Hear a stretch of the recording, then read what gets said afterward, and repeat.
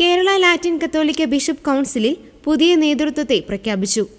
Arch bishop Varghese ചക്കാലക്കലിനെ വീണ്ടും KRLCBCയുടെ പ്രസിഡന്റായി നിയമിച്ചു. കോഴിക്കോട് അതിരൂപതയുടെ ആർച്ച് ബിഷപ്പും കേരള കത്തോലിക്ക ബിഷപ്പ് കൗൺസിൽ പ്രസിഡന്റുമായി അദ്ദേഹം സേവനമനുഷ്ഠിക്കുന്നു.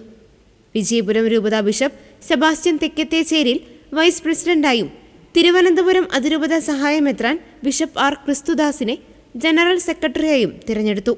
ജനുവരി 9 വരാപ്പുഴ അതിരൂപത കൂരിയയിൽ ചേർന്ന ബിഷപ്പ് കൗൺസിൽ യോഗത്തിലാണ് തിരഞ്ഞെടുപ്പ് നടന്നത്. ക്രിസ്ത്യാനികളുടെ പിന്നോക്കാവസ്ഥയെക്കുറിച്ച് പഠിച്ച് പരിഹാര നടപടികൾ നിർദ്ദേശിച്ച ജസ്റ്റിസ് JB കോശി കമ്മീഷൻ സമർപ്പിച്ച റിപ്പോർട്ട് സർക്കാർ പ്രസിദ്ധീകരിക്കണമെന്നും മുൻഗണനാക്രമത്തിൽ ശുപാർശകൾ നടപ്പിലാക്കണമെന്നും കൗൺസിൽ ആവശ്യപ്പെട്ടു.